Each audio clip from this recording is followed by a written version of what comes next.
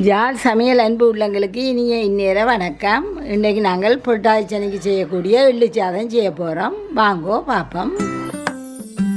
கடலைப்பருப்பு, கருவேப்பிலை, மிளகு, மிளகாய், கச்சான் பருப்பு, எள்ளு, அரிசி, நல்லெண்ணெய், கட்டாயம் நல்லெண்ணெய் தான் செய்யணும், உப்பு, கடுகு, சின்ன சீரகம், தண்ணி.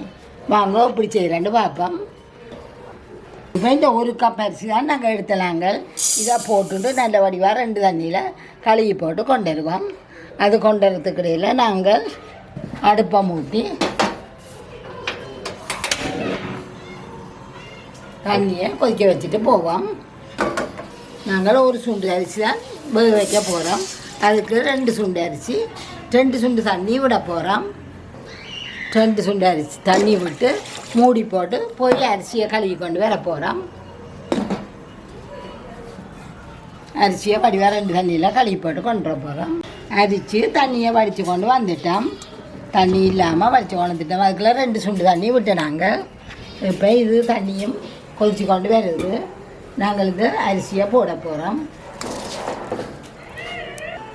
அதுக்கேற்ற உப்பையும் போட போகிறோம். இப்படியே நல்ல ஒரு கொதிச்சோன்னா மெல்லிய நெருப்பில் விடுவோம். இதே பிறகு திறந்து பார்ப்போம்.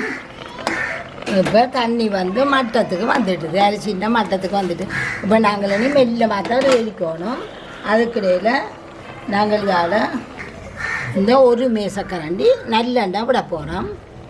நல்லெண்ணெய் விட்டுட்டு ஒரு கிளறி போட்டு இனி நல்ல மெல்லிய நெருப்பு, நல்ல மெல்லிய நெருப்பில் விடணும். நல்லா கிளறிட்டு திறந்து பார்ப்போம். இப்போ சோறு புழுங்கிட்டுது. இதை அப்படியே இறக்கி வைப்போம்.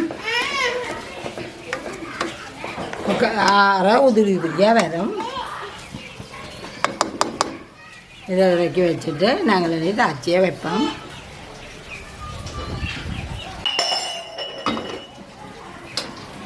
இப்போ நாங்கள் இந்த எள்ளை பெருந்தாச்சியில் வறுப்போம்.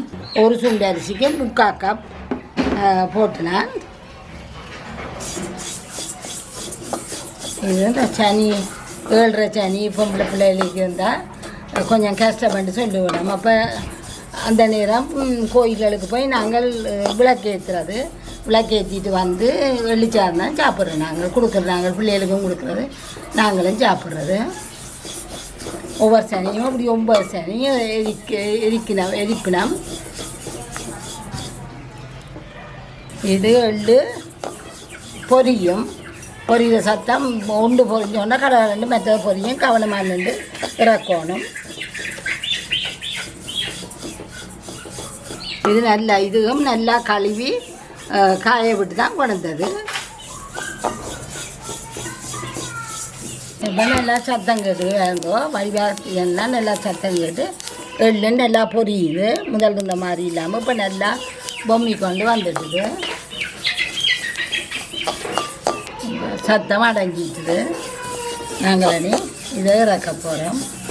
வாசம் வருது. நல்லா எல்லாம் பொறி பட்டுச்சுன்னா தான் நல்ல வாசம் வரும்.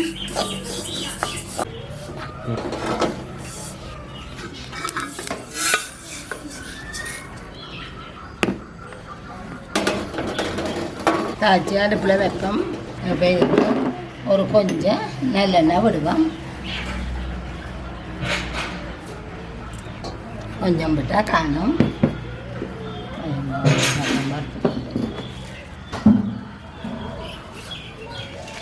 இந்த செத்தலை போடுவோம். கருக விடாமல் கருங்கோம். கருக விடாமல் வறுக்கணும். நல்லா குழஞ்ச நெருப்பில் விடணும்.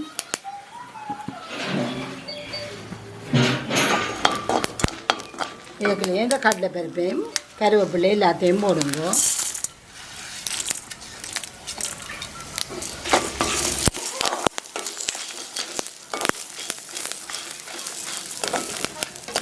மிளகு பொரியிற சத்தம் இருக்குது.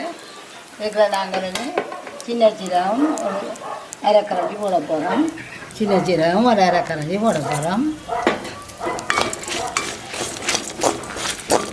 இதையும் கொஞ்சம் சிவக்க வாசம் வர வறுப்போம். கடலைப்பருப்பு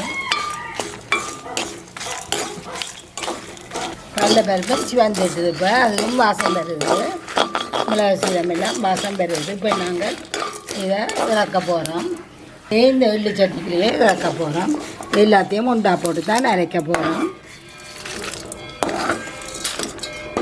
இப்போ இதை நாங்கள் இந்த கப்புக்குள்ளே போட்டுட்டு அரைப்போம். கொஞ்சம் ஆற விடுங்கோ. கொஞ்சம் ஆறினா பிறகு இதை அந்த கப்புக்குள்ளே போட்டு நறுவல் ஆக பட்டு போல் மாவாயும் இருக்கக்கூடாது. அதுக்காக பெருசாக நறுவலாயும் இருக்காமல் ஓரளவு மணல் மாதிரி திரிக்கணும். இதுக்கெல்லாம் இதை தூளுக்கலவான உப்பையும் போட்டுட்டு அரைக்க போகிறோம். இதை அரைக்க போகிறோம். இப்போ வாங்கோ இந்த அரைச்சதை தந்து பார்ப்போம். நல்ல வாசமாக இருக்குது. நல்ல தூள் போலையும் இல்லை. அதுக்காக பெரிய கட்டியலாயும் இல்லை. இதை நாங்கள் இப்போ சோத்துக்குள்ள கிளற போகிறோம். சோத்து பாடியும் ஒரு கத்துறத்து பார்ப்போம் இந்த மாதிரி வந்து.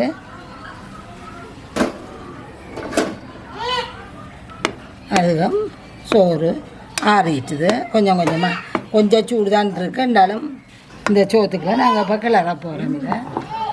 இது உங்களுக்கு இதுக்கு அளவில்லை, உங்களுக்கு ருசிக்கு போடுங்க. நாங்கள் போட்டு கிளறி பார்த்து தான் போட போகிறோம்.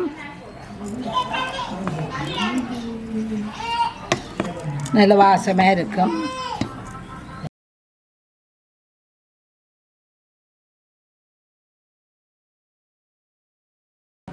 இன்னும் கொஞ்சம் போடலாம்.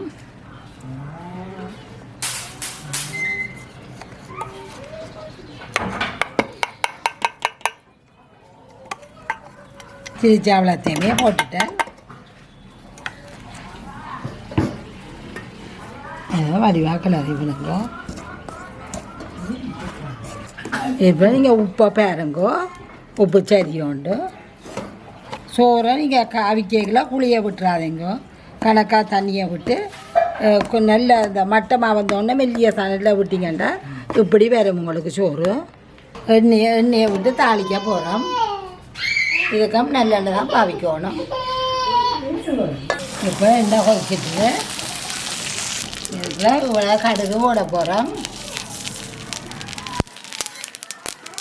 கடுகு செத்தல் நல்லா நெருப்பாக குறைக்கும். நல்லா குறைச்சிட்டு செத்தல் கருவேப்பிள்ளை எல்லாத்தையும் கொண்டா போடுங்க. இந்த கச்சானையும் போட போகிறேன். இது விரும்புனா போடலாம். இது வாயில் கடிபடுறதுக்கு ருசிக்கிட்டால் இந்த கச்சான் போடுறது. சாப்பிடத்துல வெறுமை இருக்காமல் வாயில் கடிபடும். கைவிடாமல் வரணும்.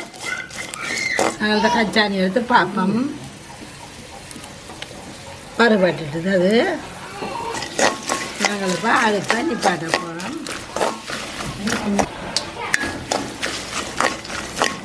நிப்பாட்டி போட்டு இந்த சோறை இதுக்குள்ளே போட்டு எல்லாத்தையும் கிளற போகிறோம்.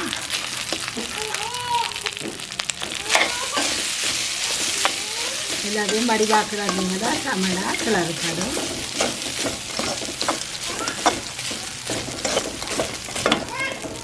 கொஞ்சம் கொஞ்சமாக போட்டு கிளறுங்க.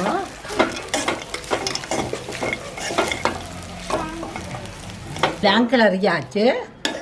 இதை இறக்குவோம். நீங்களும் சனிக்கிழமை விரத நாள்களில் இதெல்லாம் செய்து சாப்பிடலாம். கோயில்களில் போய் எண்ணெய் எரிச்சிட்டு வர்றான்ட்டு இதெல்லாம் செய்து சாப்பிடலாம். நாங்கள் 9 கிழமை தொடர்ந்து கோயிலுக்கு போய் செய்து நாங்கள் இப்படி நாங்கள் சமைச்ச சாப்பாட்டை காகத்துக்கு வைக்கிறோம். அது சாப்பிட்டா பிறகு நாங்கள் எல்லோரும் சாப்பிட போகிறோம். நீங்களும் இதே மாதிரி செய்து வேறுங்க. இப்படியே வேறும்.